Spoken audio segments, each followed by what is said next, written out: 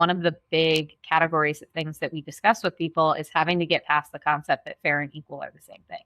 Yes. Because they're not. Something that is equal, 50-50, just draw a line down the page and split everything in half, may not necessarily be fair because income is different and our credit may be different and our ability to be able to handle certain expenses may be different.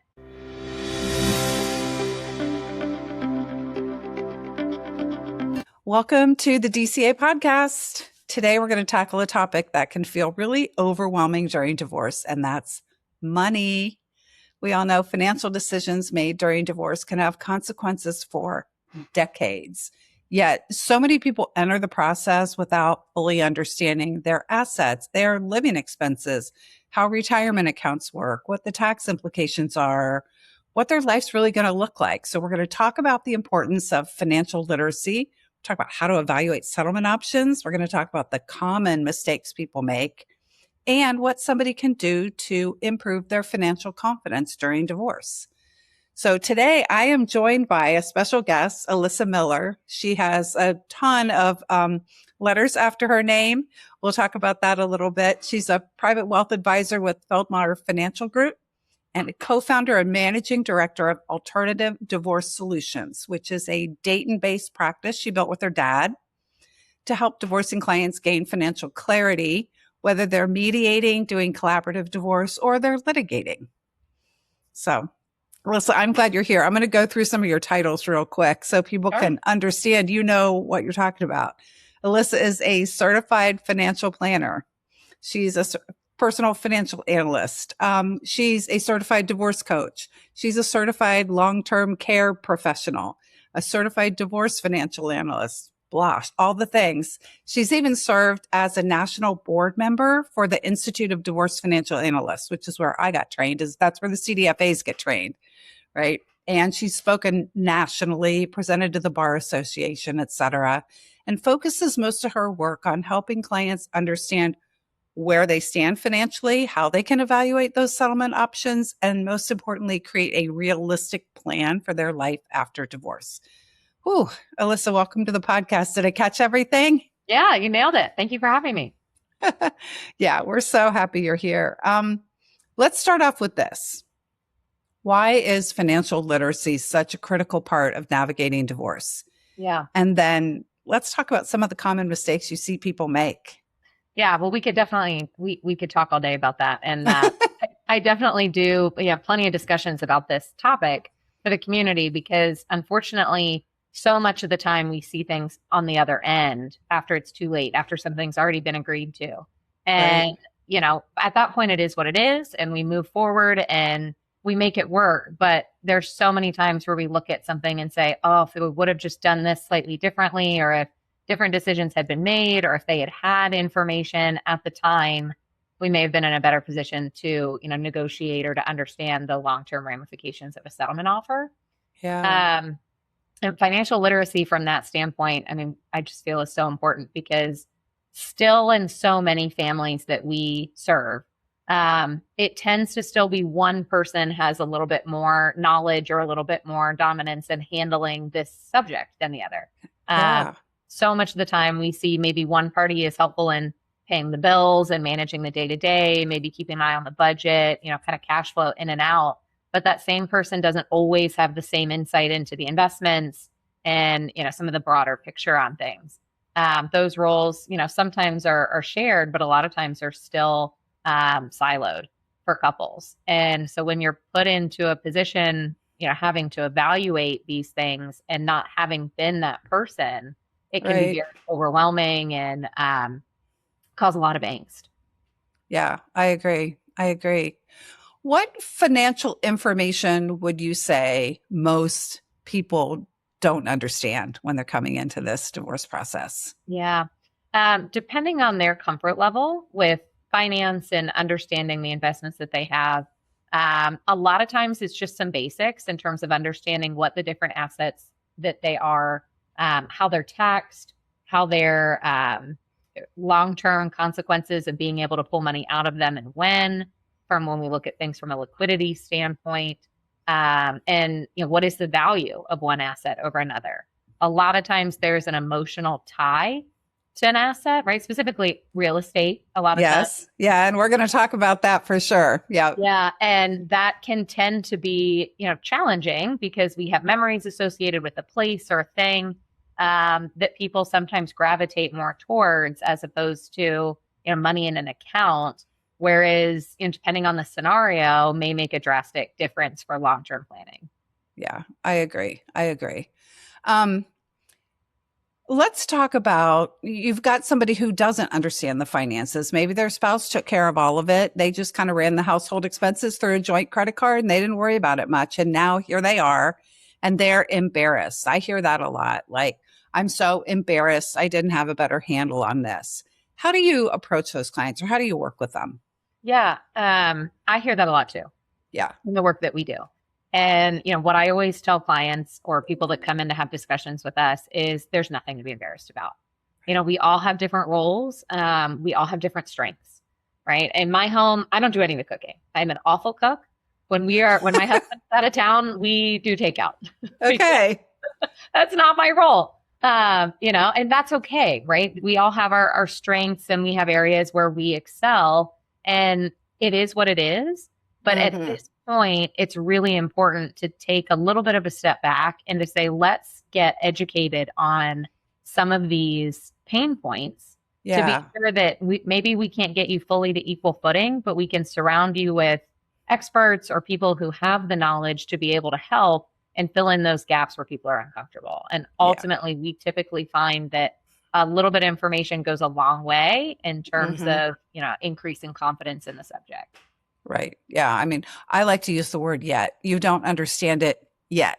Yeah. You don't feel like you have a grasp on it yet, but it's figure outable, right? Yeah, exactly. Yeah. I'm sure you see this too. I have a lot of people come in and the word that's on their mind is fair.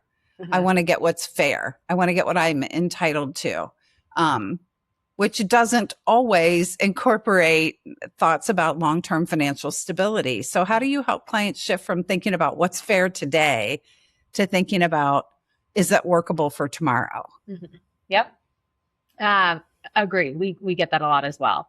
And when I speak publicly about this topic, one of the big categories of things that we discuss with people is having to get past the concept that fair and equal are the same thing. Yes. Because they're not. Something that is equal, 50-50, just draw a line down the page and split everything in half may not necessarily be fair because income is different and our credit may be different and our ability to be able to handle certain expenses may be different. So that may be equal, but it might not necessarily be fair. So it is a very difficult concept.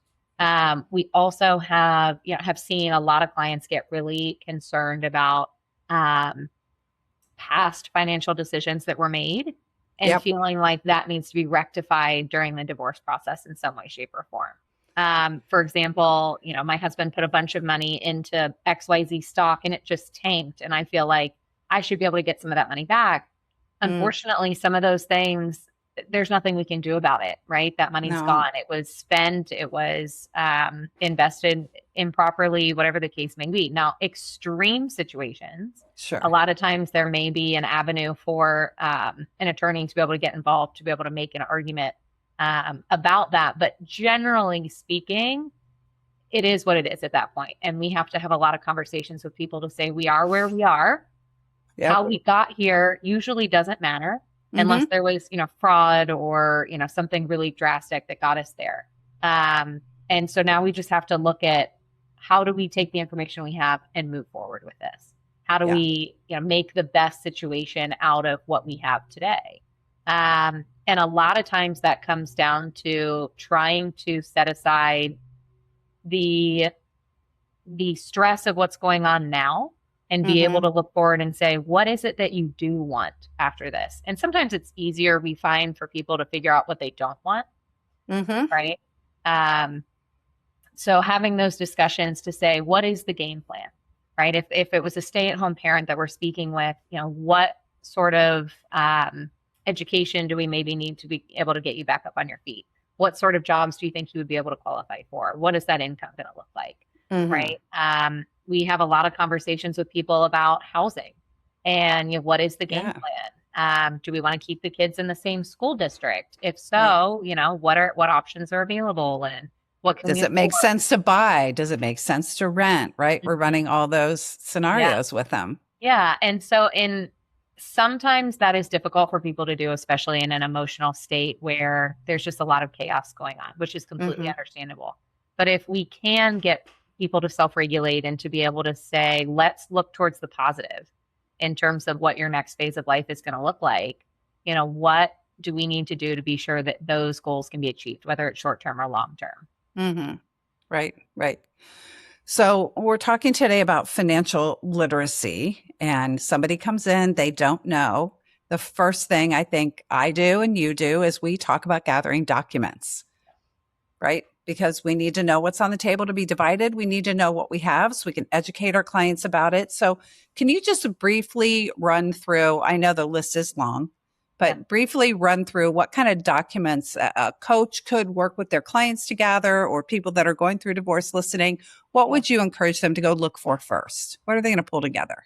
The easiest things to try to get to first is anything that you personally have access to, right? So Mm-hmm. bank accounts, credit card transactions. And in this day and age, so much of that is available online, Yeah. right? Investment accounts usually are householded so that my login can see my accounts and my husband's accounts. Mm-hmm. So being able to get into some of those organizations and institutions to be able to pull basic statements Yep. on where are we today? So bank Right. accounts, credit cards, investment accounts. If you have access to your tax return or can get in touch with your CPA if you had one, Mm-hmm. be able to get copies of that. There will definitely be documents, especially in in a situation where there's not as much collaboration Mm. that you may not be able to get to. Right. And people get very flustered over that, I have found, Mm-hmm. I have no idea how much is in their 401k. I have no idea, where it even is. And Yeah. that's okay because at some point that information will come to light, It whether will. that's voluntarily or not. Mm-hmm. Yeah, that's what the attorneys are there for, right? If we can't get it Right. nicely, they'll subpoena it and they'll come up with Right. information. Yeah. Being able to collect as much information as people can is helpful. Yeah.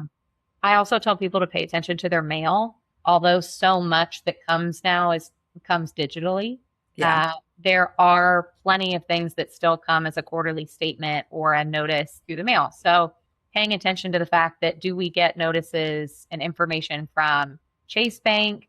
Do we get information from, Wells Fargo or Fidelity, Schwab? whatever. Yeah, Yeah. yeah, absolutely. A lot of times tax returns tell a huge portion of that story. They do.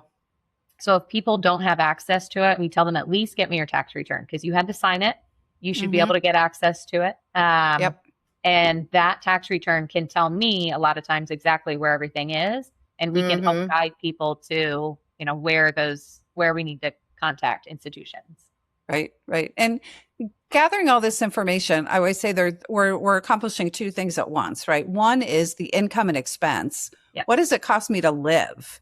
Because that is a big filter for decision making. And then there's what's on the table to be divided. Yes. What's the equity in the house? What's in the 401k? All that. But for people that don't have a lot of financial literacy, really, they have no idea. And it's good practice to start helping them figure out what is it going to cost me on a monthly basis.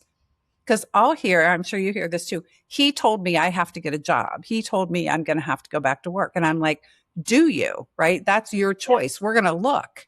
And that might be a choice you make to say, yeah, I want to continue to get my hair done, or I want to continue to go to this Pilates studio, in which case support isn't going to cover it, or the assets you're going to get aren't going to cover it. And then that's going to be your choice. But we have to know that framework first, Yeah. right?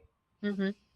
Yeah. And we have found that budgeting is not a skill that a lot of people, enjoy doing, right? Yes. It's not a super enjoyable activity, right? Yeah. And it's not always the easiest thing either, especially in today's world where, a lot of things are digital and, we're not writing checks for things. We're not paying for a lot of things in cash. So it's not as in your face apparent in Mm-hmm. terms of what we spend, Right. and even sometimes what we make. Right. So thankfully now with with that technology also comes some good to say there is so many really great budgeting apps that are out there. Yep. To be able to say all you have to do is just connect your bank accounts into them and your credit cards, and it will Yep. do that for you. It'll do it for you. I am a huge fan of You Need a Budget. Mhm. I know it's not a free one, but if you want detail, that will give you detail of where every dollar went. And then you can make decisions about that. So, Yeah, I agree. That's one we recommend too. oh, good. Okay. You mentioned the marital home earlier, and it is often one of the most emotionally charged financial decisions, especially for somebody who doesn't understand all of it and everything involved with keeping the home, right? So, what are some of the factors that you help people think about when they're evaluating and making that decision of whether they should try to keep the home or not? Yeah, yeah. It comes in a couple of phases. The first phase typically is the big item. Usually, is the mortgage, and is it feasible for you to even be able to take it over? Yeah. One of the things that people typically don't realize is there is a very small number of mortgages that you can just assume, meaning I am just going to take that mortgage over, and without doing much other than signing some paperwork, I just now have the exact same payment, exact same everything. It's just in my name only. Right. Typically, that's not how it works. Usually, the mortgage has to be refinanced into one person's name, and then we have to go through the whole process of qualifying for that. And that can be really challenging if there's a discrepancy in income, how much is left on the balance. And we also have to look at the difference in interest rates. I mean, in today's economic environment, so many people had such favorable interest rates coming off of COVID. Yeah, And I've seen that's people not go where they are from today. 2.5 to 7, and that really changes that payment. Drastically. And, people are really hesitant to get rid of that, low interest rate, understandably. But Sure. sometimes there's just not a choice. Right. It is what it is. And if we can stay in the house, if there's kids involved, to be able to keep them there, obviously that has a huge amount of bearing from, a personal situation. But Right. the mortgage is one small piece of it, because even if we look at it and say, yes, we can get you qualified, whether that's through income and support, whether that's through a portfolio loan, using the assets you already have as collateral against the loan if you don't have the income, there are ways to do it a little bit more creatively. But Right. let's say we can get it done and we can get you approved and we're staying in the house. Then the next question comes down to maintenance, taxes and insurance are then going to change, keeping an eye on what are the utilities, and are there any major repairs and things that need to be done to the house. We hear a lot, the carpet is an issue and really needs to be replaced in the kids' room, or the deck is bad, or the window is leaking, or the whatever, right? All of that stuff now falls on that person who retains the residence. So being sure that there's emergency funds available to be able to cover some of those things, and prioritizing. Right. If the air conditioner breaks or the roof leaks, do you have the cash to cover that? Yeah. Are you going to shovel the snow? Like, things that your spouse took care of too is something I like to talk with them about. Are you going to clean the gutters? Are you going to clean the second story windows? Are you doing the snow? Are you cutting the grass, cleaning the pool? Those are all expenses that come along with the house as well, right? Absolutely. And a lot of times we see people want to add things to the house because, for their comfort level, they want to add a security system. They want to add, ring doorbells and things like that. Right. Doable, but there's a cost associated with that too. Absolutely. Absolutely. We've seen people, have some financial output after the divorce of saying, we finally got past this. I have this chunk of money that I received from, my spouse's accounts, and I want to use it to put in a pool. I get it. Right. Totally get it. But it's a big expense, a six-figure expense that, let's maybe take some time post haste to be sure that you have a good handle on your budget, to be able to be sure that we have a good handle on some foundational things before we take a huge chunk out and make a big investment like that. Maybe the community pool or the country club or something else works for a little while until we get some foundational things sorted out. Right. Right. Yeah. And then the other big question. So it's, can you qualify? Does your cash flow on a monthly basis support everything that's going to be needed for that house? And then there's also the big one too of like, you've half the equity in that home in most cases belongs to the partner, the soon-to-be ex-spouse, what am I going to have to give up on the other end to make that happen, right? Yeah. Yeah. And in today's day and age, so many families, the majority of their wealth or a big portion of their wealth, a lot of times comes from equity in their home, especially with the appreciation of home values across the country the last several years. And trying to buy that out, you're absolutely right. Depending on how long they've owned the home, how much they put down on it originally, everything else, a lot of times that's a really big number. And people end up giving up something really important like retirement funds or liquidity in cash or in, investments that they have easy access to for the sake of retaining the home, which is something that we definitely have to analyze. Yeah. So it's like we always say, it's a holistic agreement.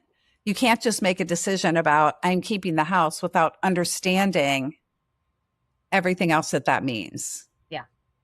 Giving up the investments, giving up the retirement, and then what's the impact of that on your long-term plan, right? Yeah. Let's talk about retirement accounts, because in addition to the family home, they're usually the largest asset. 401k, that IRA, that's usually the biggest thing. And let's just talk about some of the things that are really important that people need to understand when it comes to dividing pensions and retirement accounts. Mm-hmm. I'd say there's a couple of big ones. One of which is understanding what kind of accounts you have, right? Just from a foundational level. Some of those accounts are pre-tax, but some of them could be Roth contributions. And that distinction is a really big one because one asset is 100% taxable when you need to get that money out. The other is 100% tax-free when you need to get the money out. So they're not equitable, even though they may have the same dollar amount on paper. So that's one really important aspect to understand. Right. The $100,000 Roth IRA is basically cash. $100,000 traditional IRA is worth $70,000, not $100,000, right? Depending on your tax bracket. So they're not equitable, and people don't understand that. Yeah, that's definitely a big one. Another would be taking a look at understanding that there are some special rules in divorce when it comes to dividing accounts. There's also different costs associated with dividing different accounts, and there's different wait periods in terms of dividing different accounts. So especially with a later in life divorce where people are in retirement or nearing retirement, and that liquidity is going to be really important. One of the things that we look at is, IRAs can be divided within a matter of days. You need a finalized divorce decree and a signed piece of paper from the institution where it's held, and they'll divide those accounts very quickly. However, 401ks, 403bs, employer type plans are very challenging to divide, and there's costs associated with it. It's not a ton, but there is an extra cost associated with that to have extra paperwork created, extra attorney fees there. And it can take upwards of 6 months to actually get that money moved into your name.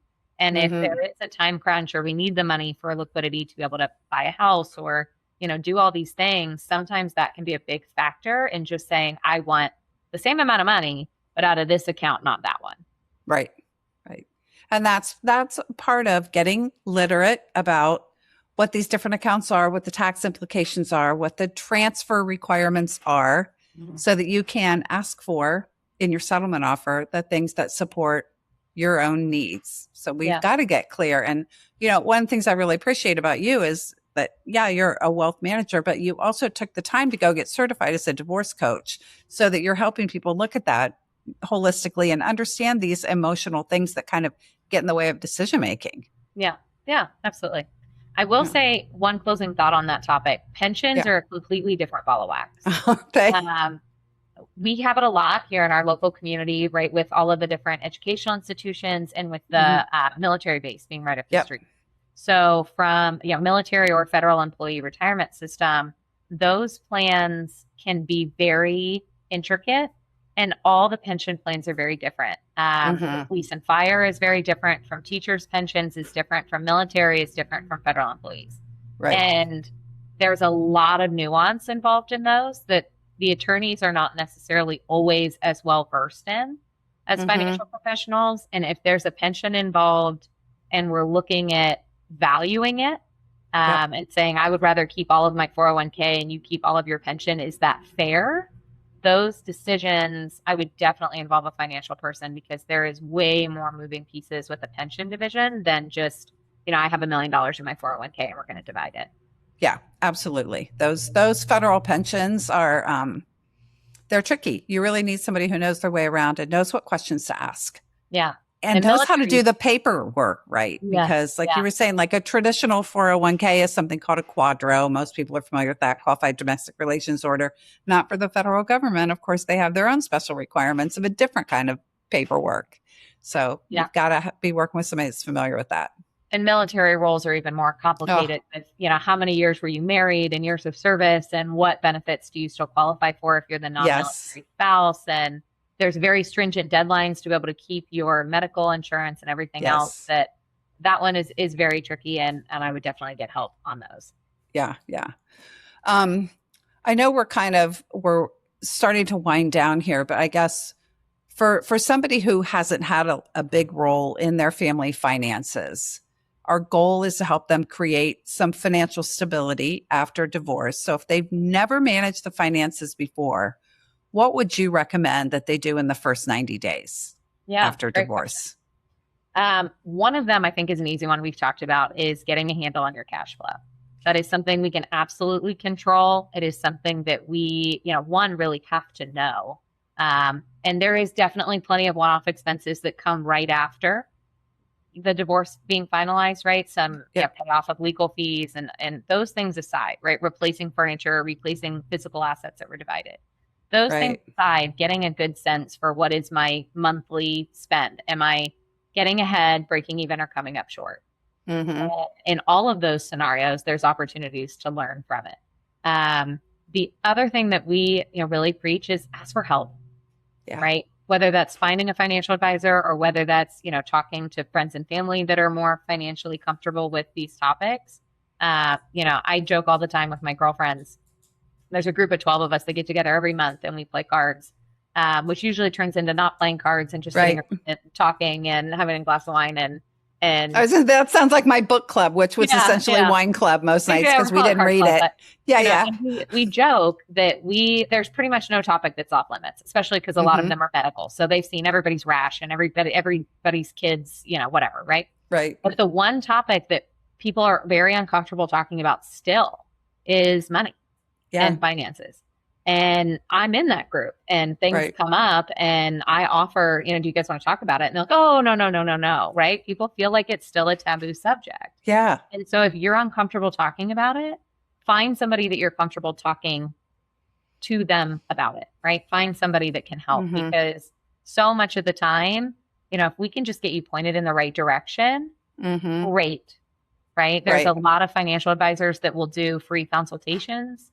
And the good ones will give you a fair amount of information to at least set you on the right path. Yep. And then if you want their help going forward, great. And if not, get some things settled and then maybe come back when you're ready. But there are lots of great resources online. There's lots of great, podcasts and books and all sorts of things to listen to help educate yourself and make you more comfortable. And, find some good podcasts, find a good audiobook and listen to it on a walk or during your workout and just. We have to put that embarrassment and that shame aside and just say, I didn't know what I didn't know. And then is it Maya Angelou? Now that I know better, I'm going to do better. Yeah. Right. But we've got to put that embarrassment aside and really talk about it. You're right. Yeah. Before we go, if you could give someone who's just getting started in the divorce process one thing you wanted them to take away from our conversation today, what would you want them to leave with? Don't be afraid to ask for help. Okay. There is way too many moving pieces and it is way too big of a lifetime decision to feel like you have to make these decisions on your own. Whether it's a paid professional or whether it's, friends and family who've been through it before, somebody, do not just go through it with your eyes closed. Ask for help, do some research, educate yourself. Knowledge is power. Yep. And being able to take back some control is a great way to be able to gain confidence and take control over a situation that feels uncontrollable. Yeah, exactly. And I'm going to add and underline when we say get support, Most attorneys are not well versed in finances. So that is not the person we want you to rely on to say, oh, sure, you can afford the house, or no, you can't afford the house. Get somebody who's really knowledgeable about finances. Yeah. To do that. As someone who teaches continuing education for attorneys, I can vouch for that. I've testified for many of them in court, and they are still learning things just as we are. So I don't know everything about the law. That's not my job. They don't know everything about the money. That's not their job. Right. Exactly. Good. All right. Well, you and I could talk forever. And actually, Alyssa works at the firm they were my CDFAs when I was going through divorce. So we've been not only colleagues, but Alyssa knows all about my money. So she knows everything there's to know about that. And I thank you so much for joining us today and just talking about why financial literacy is so important. So thank you for taking the time out. No problem. I was so happy to be here. Good, good. And for anybody that's listening today, if you're going through divorce or if you're a professional who works with individuals going through divorce, I really hope our conversation today reinforces a really important message. And that is, your client doesn't have to become a financial expert overnight, and it's not expected of them. But they do need to understand enough about their financial picture to make informed decisions. We don't want them at a cocktail party 10 years from now talking about how they got screwed because they didn't make informed decisions. It's their future, and we want them to take their power back. So, all right. And think about their life tomorrow, not just what they're dividing today. So thanks for listening. If you found it helpful today, please share it with somebody who's navigating divorce or with a professional who's supporting clients going through divorce. And we hope you'll join us next week for another topic to help families navigate divorce more intentionally with less fear and hopefully less conflict. So Alyssa, thanks again. Happy to be here. Thank you.